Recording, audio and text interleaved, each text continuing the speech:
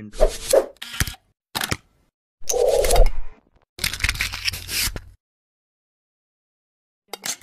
Sebuah penjara kedatangan seorang pembunuh.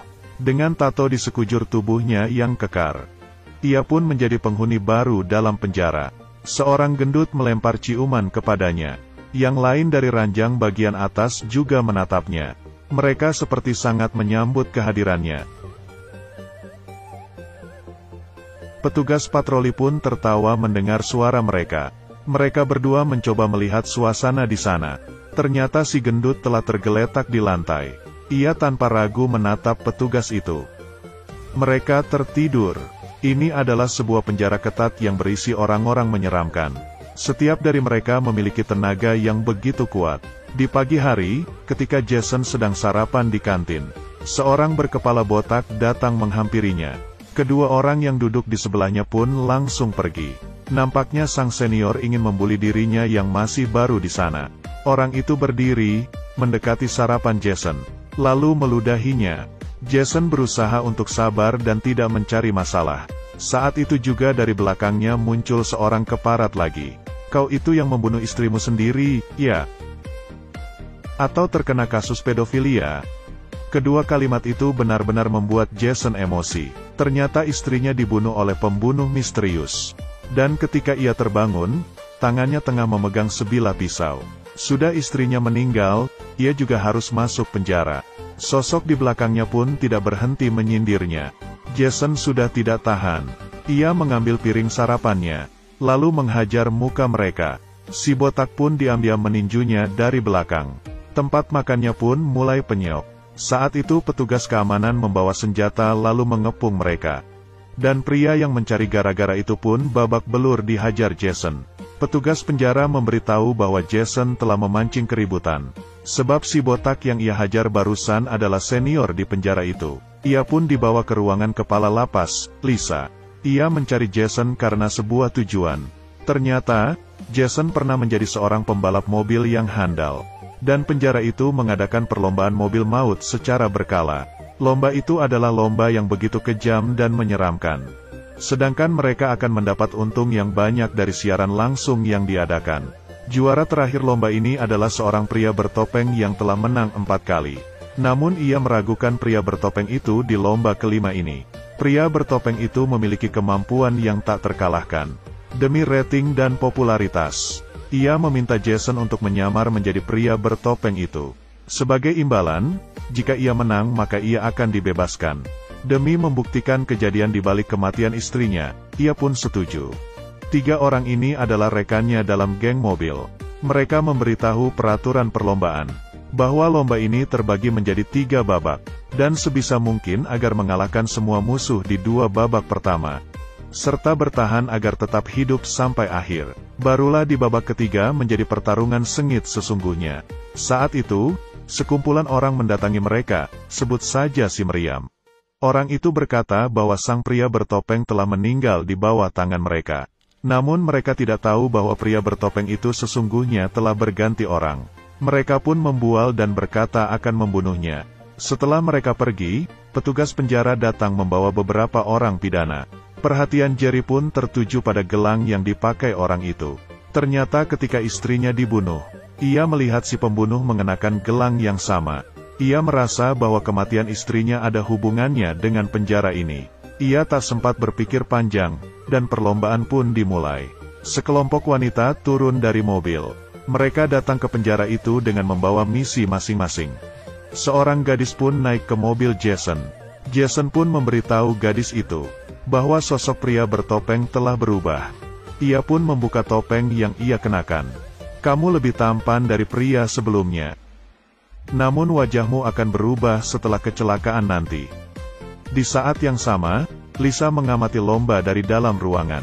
Demi menghiasi perlombaan, ia pun dari penjara lain mengundang beberapa wanita seksi untuk menjadi pengawas. Ke-9 mobil di sirkuit mulai memanaskan mesin mereka. Setelah lampu hijau menyala, semua mobil secepat kilat langsung melaju. Terdengar suara gesekan ban di seluruh sirkuit, dan suara mobil yang bersenggolan. Karena pengalamannya menjadi pembalap handal, Jason pun dengan cepat meraih posisi pertama. Namun Lisa masih menganggap enteng lomba ini. Pertarungan dalam lomba ini benar-benar sengit. Mobil Jason ditabrak oleh si meriam hingga keluar arena balap.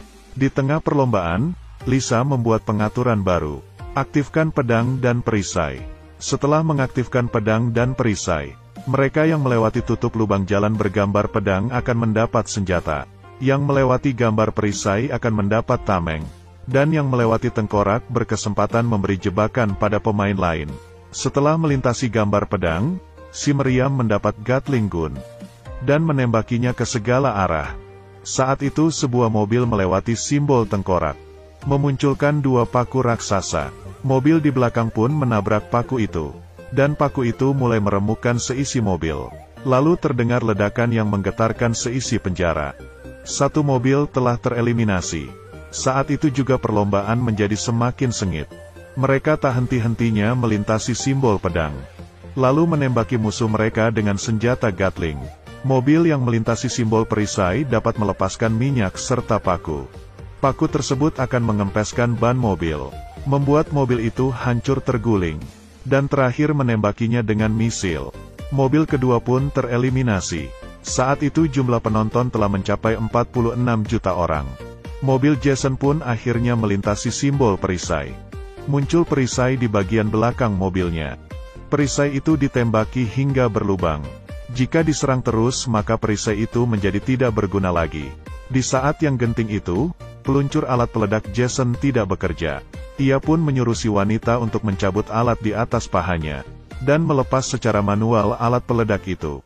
Bahan peledak itu mengenai dinding dan melumuri seisi mobil di belakang. Wanita itu mengambil pemantik api dari mobil, lalu pergi membuangnya. Mobil yang terbakar itu pun ditabrak oleh mobil lain di belakangnya. Mantap!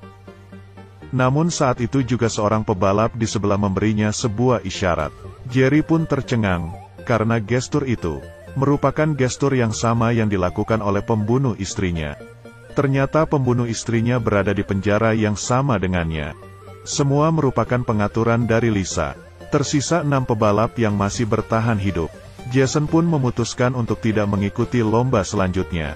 Tak disangkan, Lisa malah mengeluarkan foto putrinya Jason.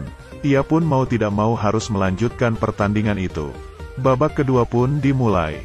Namun Jason kali ini sengaja memperlambat mobilnya. Dia bertanya pada si wanita mengapa senjata di mobilnya bisa rusak. Apakah pria bertopeng sebelumnya mati di tangannya si meriam? Ternyata wanita itu telah menandatangani sebuah perjanjian dengannya, di mana jika ia bisa merusak senjata Jason, ia akan dibebaskan. Dan alat yang rusak kemarin merupakan ulah darinya. Tujuannya agar Jason tidak lanjut ke babak berikutnya. Kejujurannya membuat mereka berdua menjadi saling akrab. Jason pun menginjak dalam-dalam pedal gasnya, mencoba menghabisi pembunuh istrinya itu. Ia pun mengejar mobil orang itu dan menembakinya dengan gila. Keduanya pun saling baku tembak. Senjata mereka terlalu ganas. Jason membelokkan mobilnya dan melepaskan asap hitam. Mobil si pembunuh itu pun menabrak pembatas beton.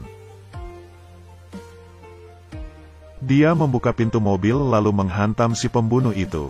Kau tidak boleh berhenti. Dan kau tidak boleh turun dari mobil. Jason tidak peduli dan segera turun, memegang leher pria itu, dan menghancurkannya dengan sekali putaran. Pandangannya tertuju pada CCTV, menatap dengan penuh kekejaman. Lisa pun tidak terima ada yang melanggar peraturannya. Keluarkan kendaraan perang. Sebuah kereta besar pun bergerak keluar. Sementara itu rekan si meriam mulai cerewet. Ia pun menendang rekannya itu keluar dari mobil. Kereta perang itu pun memasuki arena balapan. Mesin gun di atas kereta itu bisa menembak sebanyak 2000 peluru tiap detiknya. Seketika semua mobil di sana habis ditembak sampai tak berbentuk. Rudal yang ditembak kereta itu dapat membakar habis sebuah mobil dalam sekejap. Ini bukanlah arena balap, tapi sebuah medan perang. Sampai akhirnya tersisalah 2 mobil di arena, yaitu mobil Jason dan mobil si meriam. Mereka berdua menembaki kereta itu dari depan hingga menutupi pandangan pengendaranya. Mereka pun melewati simbol tengkorak, dan kereta itu pun tertancap di paku raksasa. Api ledakan pun membumbung tinggi ke langit. Lisa sangat geram. Semua orang di dalam penjara menyambut mereka berdua.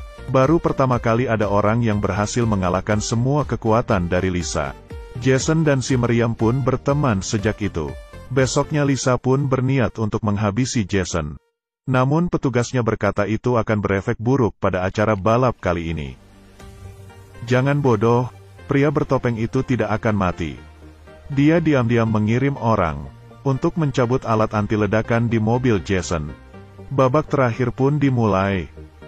Sekarang hanya tersisa sang pria bertopeng dan si meriam.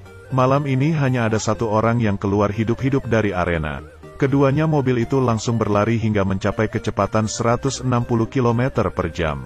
Si meriam dari belakang mulai menembaki Jason dengan Gatling gunnya.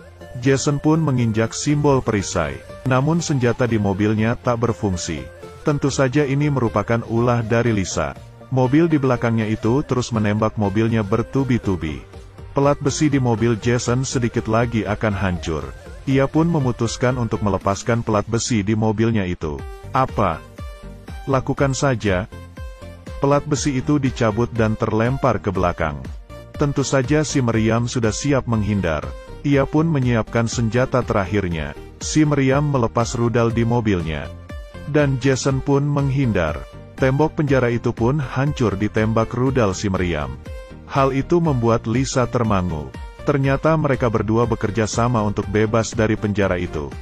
Mereka pun saling menatap dan tersenyum karena strategi mereka berhasil. Lisa pun dengan geramnya langsung mematikan siaran.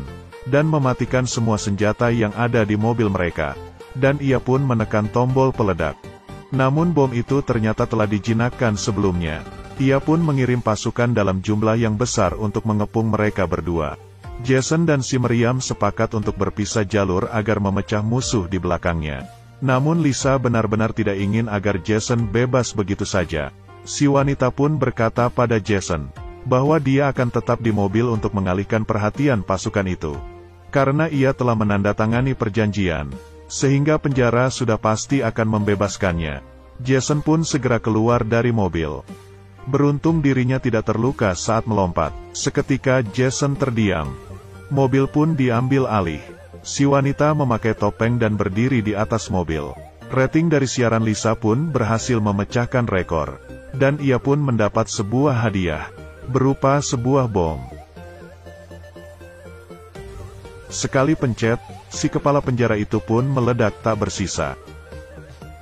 Jason dan si meriam pun membangun sebuah pabrik mobil. Sebuah mobil masuk ke pekarangannya. Turunlah seorang wanita yang selama ini menemaninya berlomba. Mereka bertiga hidup harmonis.